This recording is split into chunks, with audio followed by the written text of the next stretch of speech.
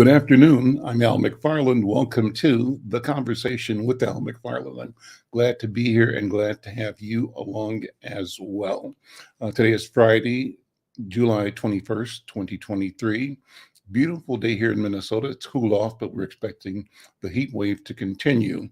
So the weather's important wherever we are. I was listening to a show on public radio about one of the Minnesota, I think, meteorologists who focused on the dangers of heat.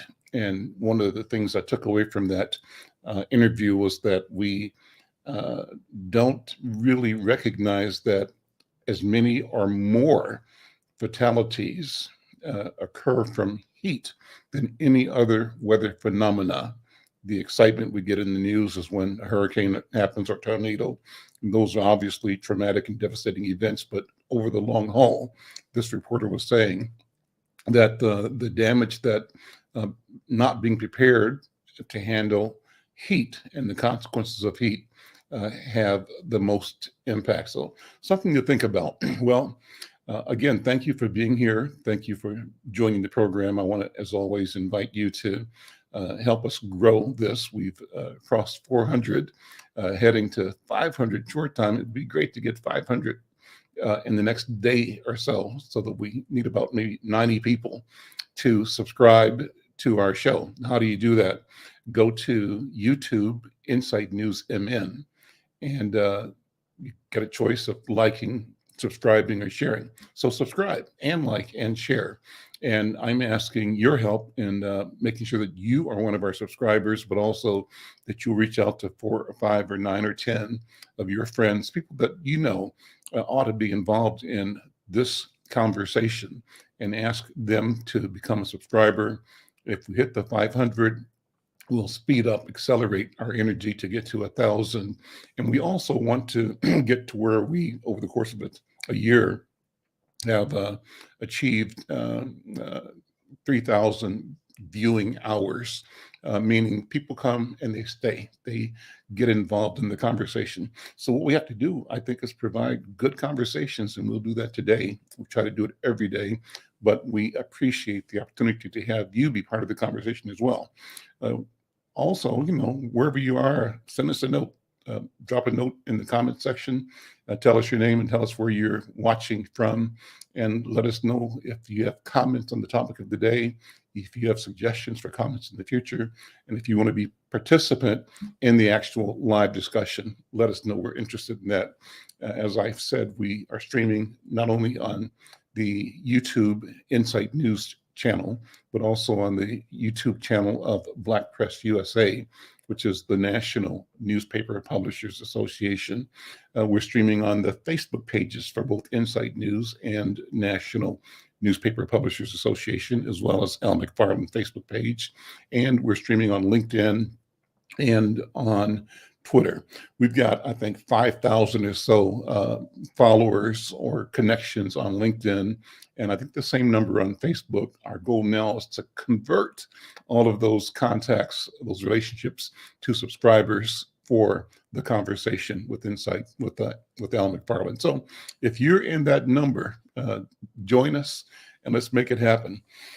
Before we go on, I want to remind you that our friends over at the Minnesota Department of Health and our team both invite you to pay attention to COVID-19. We're still concerned that COVID is real, and we want you to know that we want you to look at getting vaccinated. There's a free clinic coming up, for example, in Brooklyn Center. It's at the CAPI IOC office or campus. It's like it's 5930 Brooklyn Boulevard in Brooklyn Center. And there's one coming up in August, one in September, and more. We'll keep letting you know when these free vaccination events or clinics come up. Want to invite you, remind you to get vaccinated and to stay healthy. Well, actually, the next one coming up is July 27th, so that'll be great. So here we go. Today, we've got a great program for you, a great discussion, and the theme today is how do we uh, uh, deal with the complexity, cultural complexity of navigating identity in our relationships? How do African American couples, for example, navigate the complexity of identity in our family or couple relationships? So, some of the questions I want to discuss with my colleagues today include broadly, what's the socio-political climate in America? In what ways has the climate impacted the mental health and relationship dynamics for African American couples? And how can therapists effectively explore and incorporate these external factors, so social factors, in therapy sessions? Why is that important? Well, today, for example, I do therapy every Friday morning, and this morning, that's what it's all about, is trying to help us understand how we get balance and how we examine our activity and our intention, and how we show up both authentic and true to ourselves and for each other in the community, in our families, and in the world. And so, that leads to another question: how do Black couples navigate what's referred to as the duality of their cultural identity? And how does that influence the relationship? And what do you mean? So we are in our own African American cultural world, but also uh, navigate in a society that I've heard described as a social structure, which is how the overall national culture is organized. And we're within that. And so we have to code switch, right? And how does code switching work for both the individual, but what does it do when we relate to each other? What's the difference? Do those tools and processes come in conflict in our personal relationships?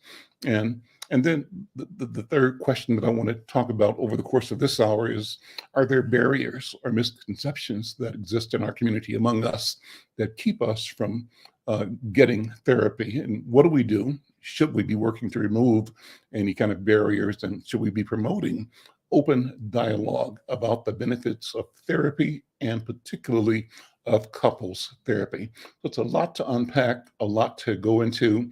Interested in your thoughts, your feelings, your experiences on it. And when you think about this conversation, I do want you to drop a note in the comments section and let us know how you feel. Let me say hello, first of all, to Michelle Madison. Michelle, thank you as always for being here. And with that, I'm going to go ahead and jump into our program today. I think Dr. B is here and ready, and also Dr. Oliver Williams is here and ready. Let me bring you both in. Dr. B. In the show. Oh, there she is. Okay. And Dr. Williams, how are you? I'm good, brother. Good. Well, I set out some expectations for this show, a deep topic, and I think I'm in the right company, people with the right answers. So this is going to be a great conversation. And as always, I place myself at the feet of the masters to learn and to be curious and to help change this conversation of three, sharing with the audience of thousands. That's our intent. Dr. B, we begin, as always, on the Healing Circle with the protocol. I'm going to pass the talking stick to you and the microphone to you to set in motion our conversation today. I'm happy to be here, and happy Friday, everyone. I'm glad we're here to be able to join again in the circle. And I'd like to just explain why we do it and why we engage in this ritual. The first reason is that when we come as an African people and we go in a circle, the circle is symbolic of the sharing of power and voice. Everyone in the circle has equal access to power, and that is the center of the circle. We also see that in that circle, there's no hierarchy as who's better or who's worse, who can't speak and who cannot. Who can. And so in that sharing of power, we acknowledge our elders who give us voice and the shoulders on which we stand. And in addition to acknowledging and honoring our elders, We also honor our elders because they're closest to our ancestors. And we honor our ancestors because they're closest to the Creator. So in this space where there's sacred nature, sacred connection, sacred love among us, we grow and heal. We also understand in our circle that it should be an orderly exchange of ideas and information and sharing of voice. So in the circle, we use a virtual talking stick. Although we don't have this talking stick physically with us, we see that it is virtual, and we move the conversation by passing the stick one person to another. So that is what we do today in the talking stick. I mean, with the talking stick and in the healing circle. I pass the mic to you, Brother Al. Thank you. Well, before we begin on the questions that I mentioned, I want to take a point of personal privilege, Dr. B, to thank you and Brother Yelly and the team at Brakens and the Institute for ACWI, African American Child Wellness Institute, for the personal support you all provided to me and my family when we celebrated the transitioning of my mom from this plane into the plane of the ancestors. And I personally thank you for the words of encouragement, of inspiration, of direction, of celebration. And I thank you and Brother Yelly for alerting and connecting all of our family and friends from the Yoruba community. And we, I think, created a stronger, a more widened relationship between the McFarlanes, the sons of a Yoruba woman, and the Yoruba community here. And so thank you so much for that. Thank you for the wonderful and powerful drumming that the Yoruba drummers did to lead our procession into our celebration over at the Estes Chapel. And so just heartfelt thanks, gratitude. Thank you so much. Well, then let me go ahead and go into the topic today. And Dr. Oliver, let me have you start us off, because I want to talk about, as always, we're talking about our whole body health and mental health in particular, and about couples, African-American couples. And are we in a unique and peculiar situation as Black people with the dynamic of the condition of our presence here, the nature of our presence here, and its evolution, and then a society who has espoused some values for humanity and individuals that they've also at the same time suppressed and denied ours. How do we operate as couples within that dynamic? And as I say that, I'm thinking about, how could you be a man and a woman, a family, a couple, when you were owned and when the owners thought they had, and in fact did have, the power to deny you life, work, access to each other, access to your responsibility to each other and to your children? They could sell you. And so we come out of a history where we also know that after they stopped importing enslaved Africans, they went into the business of animal husbandry, of forcing sexual relations between African men and African women with the intent, purpose of breeding for the sake of profit, not for the sake of love, but for the sake of their wealth. So with that in our background, how can we be sane today? And how have we discovered a resilience that emerges and shatters all the pain that encircled us in this system? I'll stop there. And Well, that might not have been the intent of the question, but that's where my head went. So let's start there. Dr. Oliver, I'm passing talking to you. Good morning. thank you, Brother Al. One of the things that I believe is the fact that we as a people have had to learn how to navigate uh, ourselves within this society. And in my sense, navigating is looking at all the things that have been said. There's a book called Racism in Psychiatry that gives a history of how African Americans have been treated within the United States with regard to mental health. And among the things that happened, there were people who were internationally known as these leaders that dealt with mental health, but knew nothing about working with African Americans. They were European. Even Sigmund Freud was the person that ended up being asked to think about African Americans within the United States when he had no history with them. And the thing that was fascinating to me is because he was identified as an expert, he was supposed to have total knowledge about who we are as a people. One of the things that I have appreciated about African Americans is the fact that even during slavery, we knew what it meant to be a family, despite the fact that they ended up selling off different parts of our group and our family members. We knew what to hold on to and what to aspire to.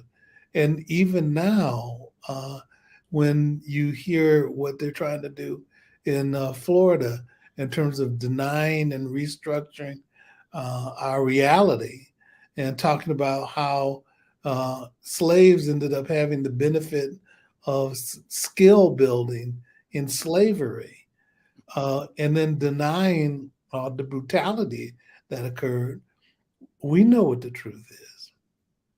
And it is what we've attempted to work through in terms of identifying ourselves and then longing for, a reconnection with family in many ways. So I guess the thing that I think about too is the goals of people going into therapy.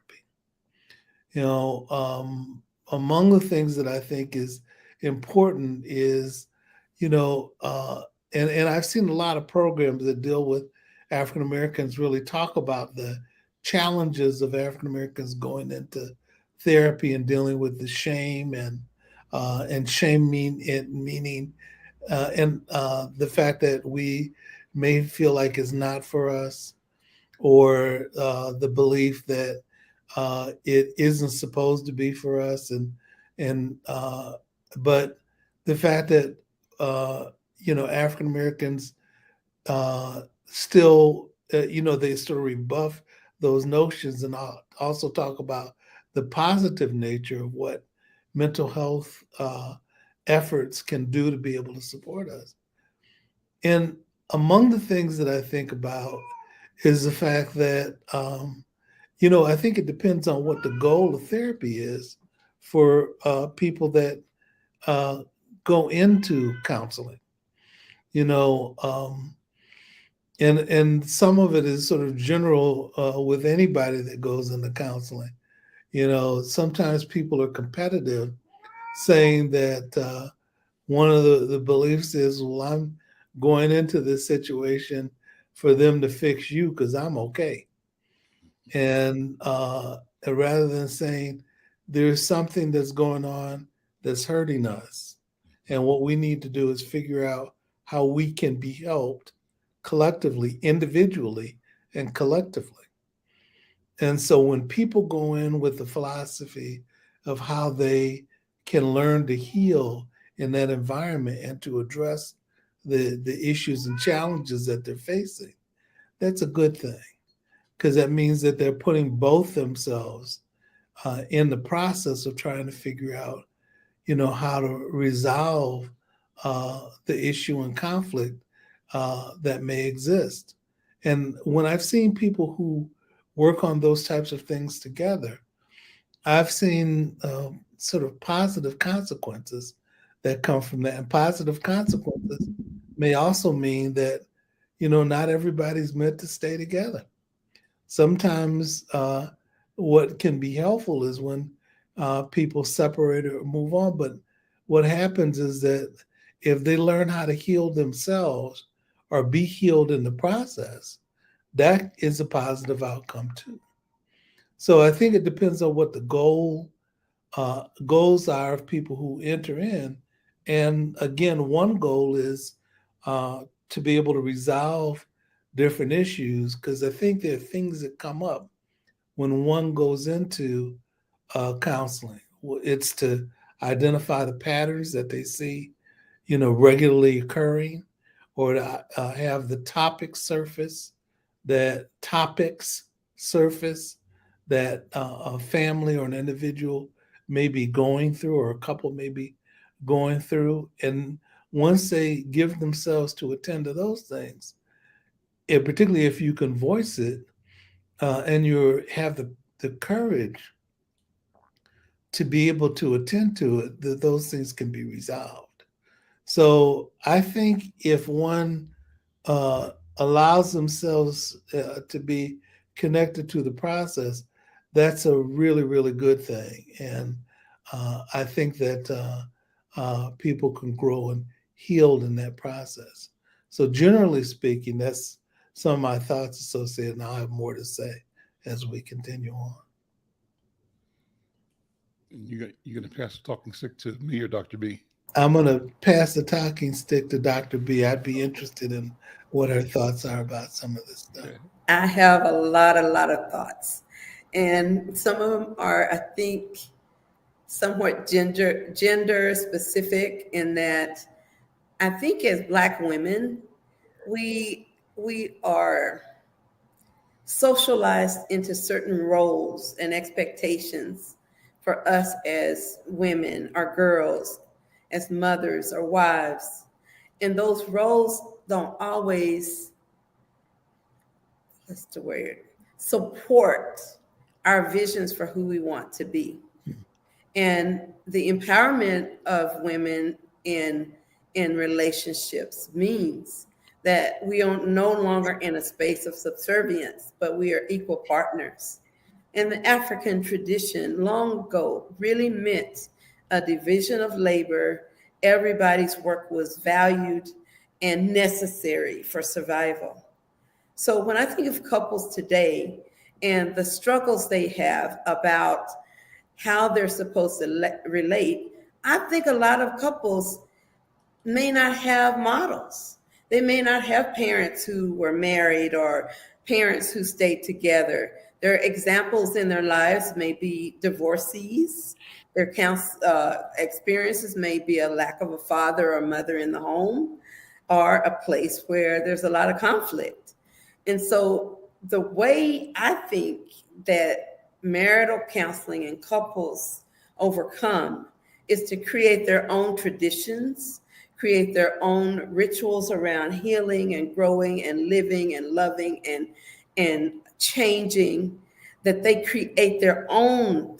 And the other piece I've learned after all these years of doing couples work, especially with new couples, is that they learn how to strategically share information. Because what I tell people is, if something happens between you and your spouse, and you go tell your mother and your sister and your best friend, or who are all these 5 or 6 people, they'll still be mad at that person when you've forgiven them. And it will make it extremely difficult in your relationship when you're getting pressured to not forgive and you already have. So one of the things I think makes it difficult is when you don't have models. And the models we often do have are on TV, and they're usually white.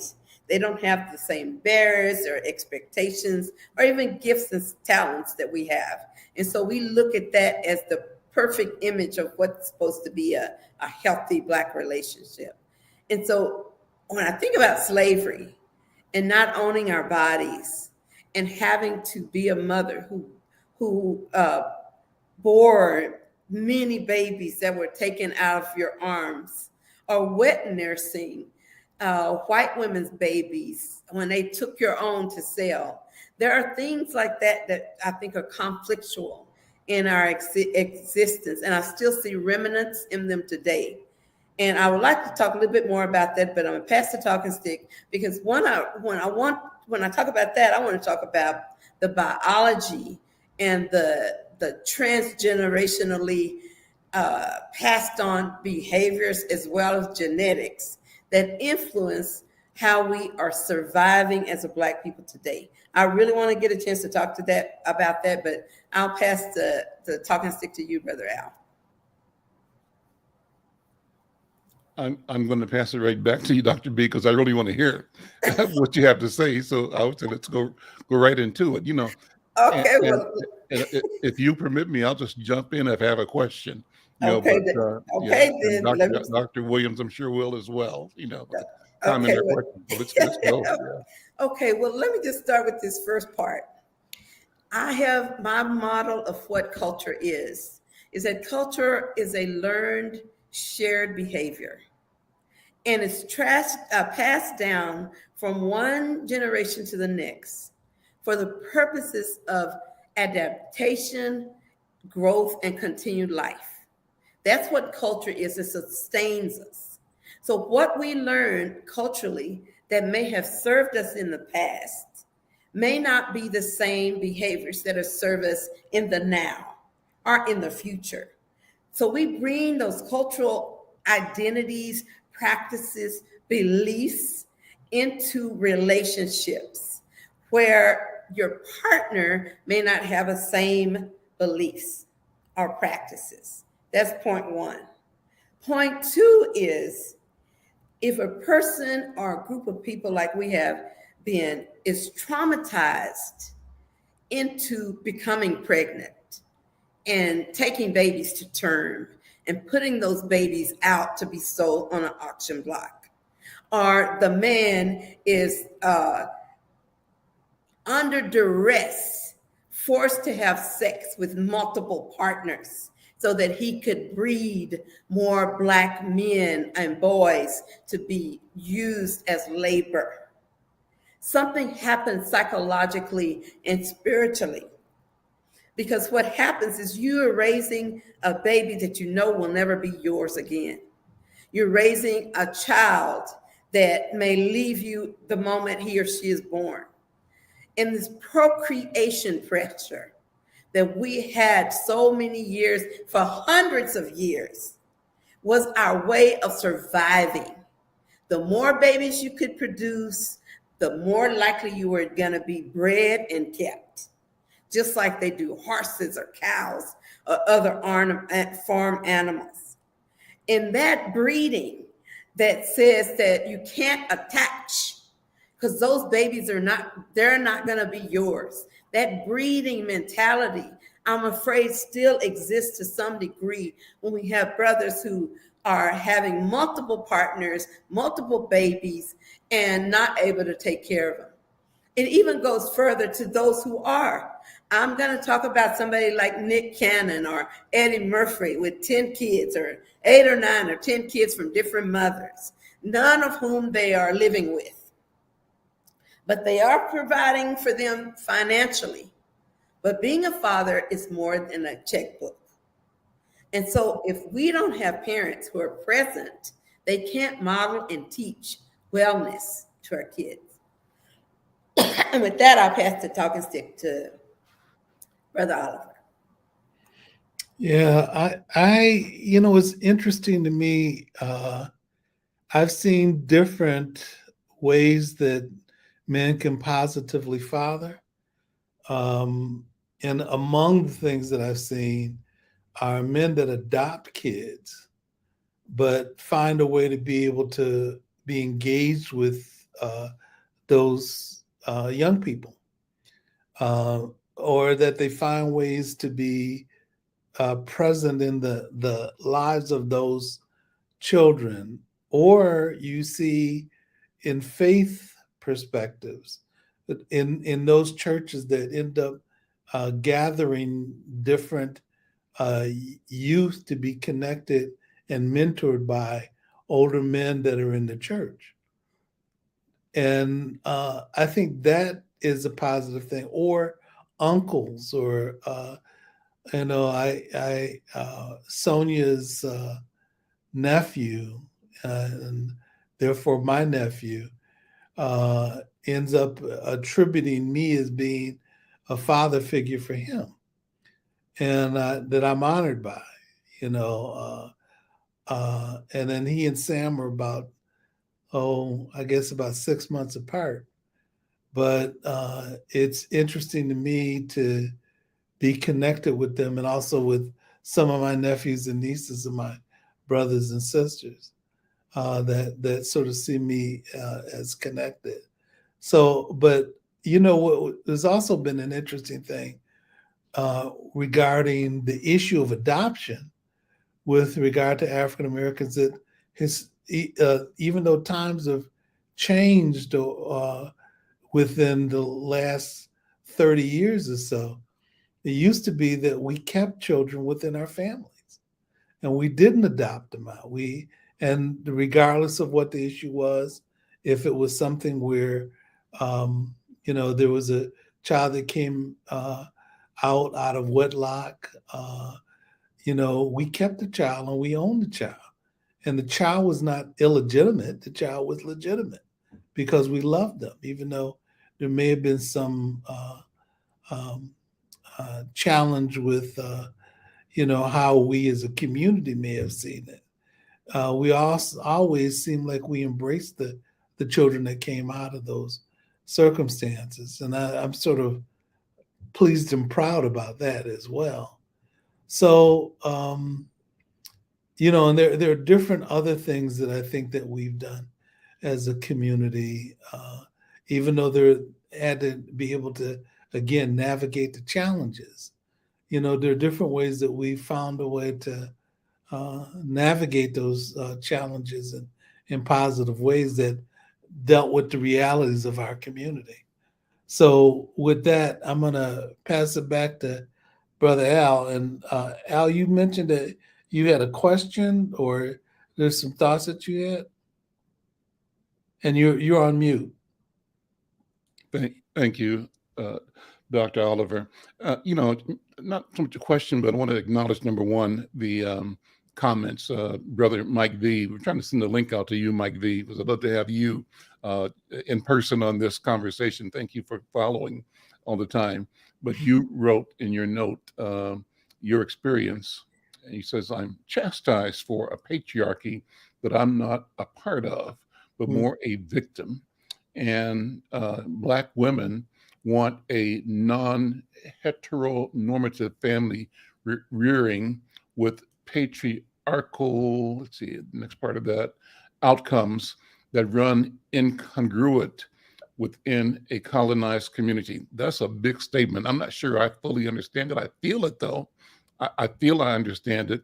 And I'm going to ask you, Dr. Oliver and Dr. Williams, to respond to that. That's an observation that kind of capsulizes the difficulty that between a rock and a hard place that we find ourselves because of how we are here and how we, as you described, Dr. Williams, figured out a way to be with each other and for each other, despite a circumstance that denied the value, the validity of our feelings for each other.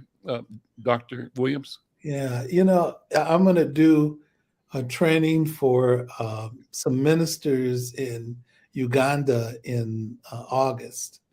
And it's part of some things that I've done in South Africa, and also some themes that I've seen in Kenya. And the thing that's fascinating to me is,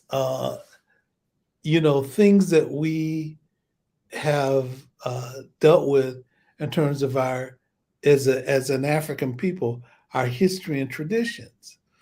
For example, the issue of role. So women have a role and men have a role. And on the one hand, it can be positive in taking on the role. For example, men are supposed to take on the role of being providers and contributors to the family to make sure that there's shelter, there are resources for the children to explore their desires and identity, and to be able to thrive, supported by the father. But women have a role of being the nurturers and the caretakers within the family. The problem is when you end up having those roles that are so rigid that what they do is that instead of contributing to something, they prevent something. Mm. It's, for example, abuse sometimes is seen as a way to be able to make sure that your family and your house is in order. But when people look at things like in faith texts and looking at ways that things should be identified, what you see is that people end up misusing those guidance, those tools for guidance, Mm-hmm. and using them as ways to do damage to the family, to be abusive when the intention wasn't to be abusive. So you see men that may over control and try to go into a circumstance where they get frustrated with someone and then have them take responsibility for something that perhaps the husband should take responsibility for. And one of the things that we went to Kenya and visited the Maasai tribe, and the men were responsible for the cattle. Mm-hmm. But if there was a calf or a piece cattle that got lost, the woman was supposed to find it. That doesn't make any sense to me. Why is she? If he's supposed to take care of the cattle, then why is she responsible for finding it? Or the man builds the structure of the house, but the woman is supposed to seal the house up. And so I guess you can negotiate that. I haven't had a lot of experience with that, nor cattle, but to be able to see situations where you start to divide the responsibility, where you get the benefit and you don't get the challenges with it. There's something that one has to think about in that regard, and not to see that as just a way to be able to control the situation for one's benefit. And some people argue that historically that's the way that things have been, over time. And I think there's something to take a look at with that. But as we think about it and talk about it, we have to be thoughtful about how we're approaching things and doing things to disadvantage someone and to advantage someone else. So one of the things that I talk about is when we look at the consequences of violence within our community, we have to talk about the violence and the abuse that we experience, but we also have to have the ability to be able to talk about the violence and the abuse that we do. And to have one conversation without the other, I think throws it out of balance.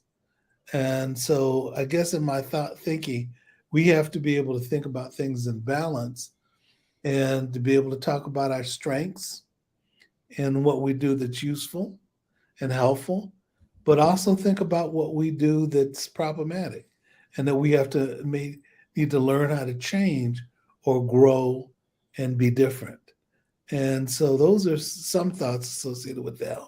If you have any more comments about that, let me know, and we'll talk about it.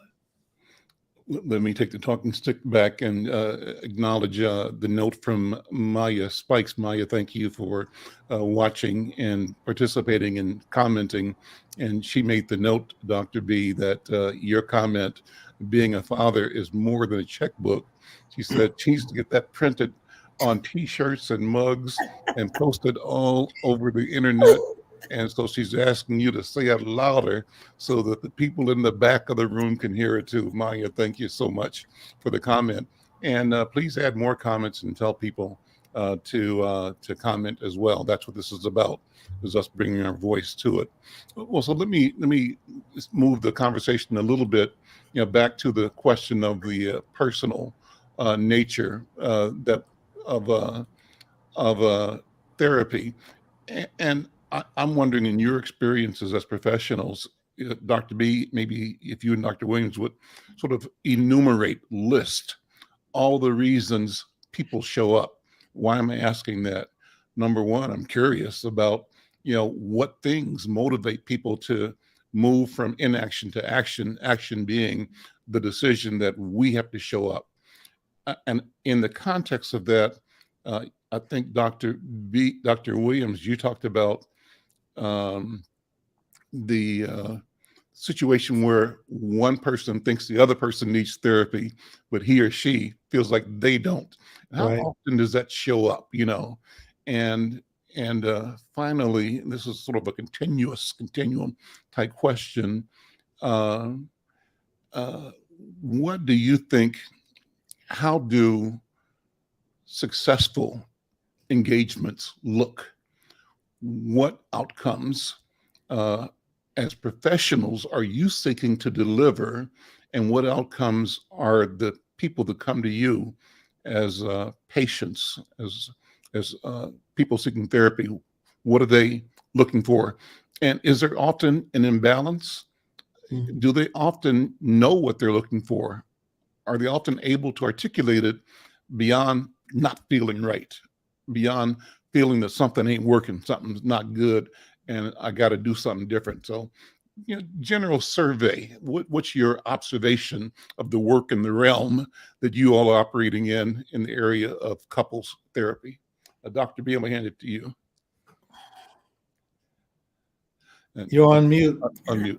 I was saying, thank you. I was going to ask for it too. So I'm glad you gave me a chance to speak. What I was going to say is that when I was learning to work with couples, there are a couple of principles that stood out. Number one is it takes two people to make a couple and only one of them to end it.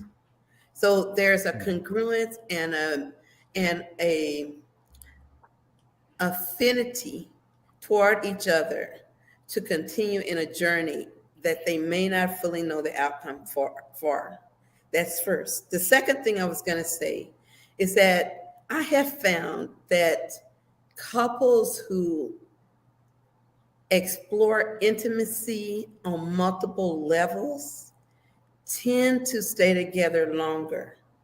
And when I say intimacy, I'm thinking about there's about 8 different types of 8 or 10 different types of intimacy.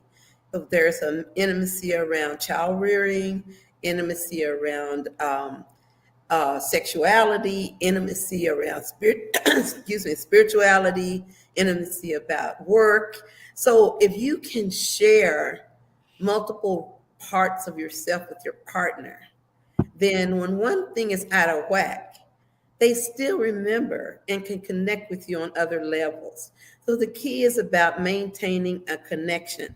And when I see couples, sometimes they're hanging on by a thread and they're just focusing on the negative and they're overlooking the positive in their relationship. And as clinicians, we learned that for every negative thought, the weight of one negative thought is equal to 3 positive ones. So you have to, if you're going to balance out, you have one negative thing, you have to have 3 positive ones to just balance it back out. So focusing on the negative and the problems is not always the place to go. I think it can be and, not either or, but and. So I like to have couples remember why they fell in love in the first place and to recapture that belief and those experiences as a mature couple who's been together for a while. I also find that a lot of couples, when they get together, we have this word we call eros. It's this flaming hot love. It's just fire. And what they think is that when they start a relationship and they're all fluttery and their heart is beating fast and they're just in love, they think that should last forever. And most of us know that burning sensation from the beginning should end up being a warm, cozy fire with someone that you can trust and love and be with. And it doesn't have to be that frantic kind of here we go relationship. And so a lot of people have affairs because they think that when a relationship slows down to a cozy fire instead of a burning, raging fire, they think it's dead or something abnormal about it. But really, the truth is that puts you in a place of not just loving your partner, but liking them. So I think that's a big part of the work that people have to do is love, but also like. And sometimes you can be with someone, you love them and you just don't like them. And that can be a problem. So with that, I'm going to pass it on to Brother Oliver. So you got the talking stick and you can put your 2 cents in, but I know you know what I'm talking about. Yeah, I absolutely know what you're talking about. And which is an interesting thing when people don't come in. So they may know that something's wrong, but their intent when they go into therapy is for the other person to be fixed because they're fine. And one of the things that I find is when I do think that when you go into therapy, one has to learn how to fix themselves. But the other thing I believe is that there could be a turning point when so you see somebody's pointing at you, you see one finger pointed out, and so you see the other fingers pointing back to yourself. That's the thing that I think is interesting is when people can recognize that you got 3 fingers pointing back at you and they start to look at what issues they bring, that can be a turning point in the relationship. And that people do the work with regard to self-evaluation and also examining what it is that they may need to do to shift the way that they interact and the problems that they may bring to the relationship that they may need to change. And so working on that understanding, but also that change is something that can be real important. And you really can see things shift in relationships and with people. And that people shift what their intention is for therapy, rather than focusing on. It's been interesting to me listening to men have that conversation, and also couples, men and women, talk about the fact that, well, I'm not going to change until that other person changes. But you have no impact on the person changing. The only person that you have any control over is yourself. That's right. And so one of the things that I'll talk about is the fact that, one needs to work on themselves. And if they do the work on doing that, regardless of whether or not they're with that person or they move on to someone else, they'll be bringing the right elements to the same relationship or a new relationship because they're working on the things that they bring that can be problematic in the circumstance. So people really have to, work on themselves in the process, but also try to figure out what ways they can try to do things collectively. It used to be that you would see people have those conversations about the other person needing to change. And then when they started to reflect on things that they may bring that's problematic, and it becomes an awakening for them, and then they start doing the work, that's an interesting thing once these transitions happen and associated with that. Because the focus is on things that they contribute that can be challenging, and they may give less attention to what their partner may bring. Some people don't, but some people do. And that can, be something that really helps to shift. And one of the things I noticed too is the fact that if somebody can do that, And if both people are of a mind that they have to work on themselves, that vulnerability may create something that's positive in the relationship. And it's interesting in groups, but also with couples. If you can see issues about people learning to be vulnerable, um, one of the things that can happen is that things can shift because the power uh, dynamics start to change too, and that you don't blame the other person for uh, everything that's problematic. It's interesting when you hear things, hear people say, well, it's all you. You're responsible for all the problems in our relationship. And that to me is uh, um, an issue and a challenge, and somebody that's not being self-examining with regard to, what challenges that they may bring. And so, Let me jump in for the last part of the program and ask you both what self-care means to you. And my therapist tells me, she asks me every time, are you focusing on self-care? And I didn't kind of know what that meant when we started, but now it means for me things like today I was able to report to her that I did a bicycle ride, and I call that self-care. And to get to walk is self-care.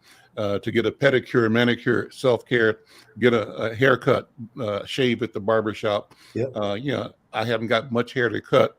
I could do it myself, I'm with you, brother. but it's more fun to go just to hang out with the barber, That's and to right. be able to talk and get the guy to trim the beard. Right. The value is the time That's in that environment more than the actual cut.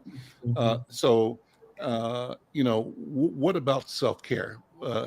How important is it? What is it? And how do we talk about it in ways that allow people that didn't have a clue before to get a clue and get busy? And can that be one of the pathways into more of us embracing the value and the healing that therapy can help us experience and attain? Dr. B, I'll pass it to you. I think self-care is critical. Thank you for the talking stick. And the reason it's critical and what it means is that you see yourself within the context of a larger unit, a couple or a family or a community. And if you take care of yourself, that means that you are available to give to others. When you have given yourself first, the things you need to be healthy and happy and balanced, then you are much more accessible to others instead of serving out of a space of lack or over generosity or overindulgence of other people's needs and desires, because those things not only don't help them, they don't help you, and it breeds resentment. So I have found that when I see, and there's even research to support it, when I see couples who take care of themselves, they are so much more ready to take care of each other because they feel like they have filled themselves. And I think that's a journey that we all have to struggle. I personally struggle with it because I was raised to believe that women should sacrifice everything till you just have no more, and then you can get what's left over. So having that internal battle of saying, I deserve to be well, I deserve to take this time off, I deserve to get you to bring dinner sometime. All of these things are part of making a healthy couple. And my last tip for couples, I know we're running out of time, is that some years ago, my husband and I decided that we would see our relationship as a team of two. And we decided that every single year we would take either a long weekend, or a whole week off so that we could repurpose our relationship. We say we're going on a retreat.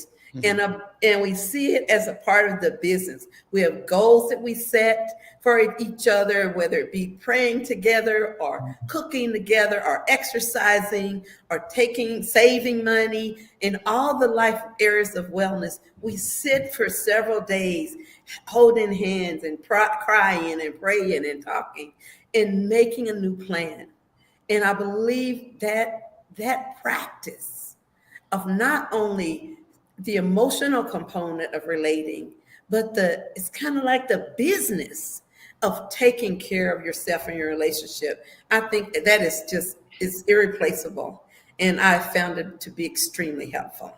So I'm going to pass this on to Brother Oliver, who's been married a whole long time. Before you do, is there a workbook? Have you got a workbook that says all that? If you don't, we need to make a workbook and sell it. Okay, I think we better get to making one, because I've got stuff around it. I'm telling you, Dr. gold Williams sheets and everything. There you go, Brother Oliver. Well, one of the things that I value about being in a relationship with Sonia is the fact that not only do I love her, I like her. And because I like her, one of the things that I find interesting with it, and it's important to me, I enjoy doing things with her. We've been together total for almost 40 years. And, but it hasn't seemed like it's been that long. And I remember being in other relationships where it clearly wasn't that long, but it felt like it was. So the thing that and the other thing is the fact that we laugh a lot, and that was something that I appreciated about Sam coming in the world too. We would laugh a lot, with him and about him and things that he would do. There's stories that I could tell you, but I won't. That he would do, and he would say it was one time he ended up, son and I are silly. And so we went into Sam's room when he was a little guy. He couldn't have been more than 5 years old. We came into the room, we pretended like he was crying. And so he said, "Sam, what's wrong?" He said, "Got you." But and there are other things that I think are really funny too. But the sort of liking each other and enjoying each other's company is something that's important. When Sam left home, one of the things that I thought was important, when he left home to go to college, Sonia and I had more time with each other, so we had to get reacquainted. Yes. And when we got reacquainted, we started to enjoy each other's company because most of the time we were focused on Sam. Yeah. We got to wrap it up there. Look, This is a great conversation. We'll continue this. Let's do it some more. I want to remind people that on July 27th, there's a vaccine event hosted by the Minnesota Department of Health at the CAPI OIC at 5930 Brooklyn Boulevard in Brooklyn Center, 11 to 3, free, open to the public. We join the health department encouraging all of us to be safe, to get vaccinated, to make sure that we're protected. This is The Conversation with Al McFarlane, the Healing Circle. Thanks to Dr. B and Dr. Oliver Williams. We'll see you next week. Take care. Next week, we'll have our after party. There we go. The recovery room. So Excellent. Join us. Okay. Thank you. Okay. Bye-bye.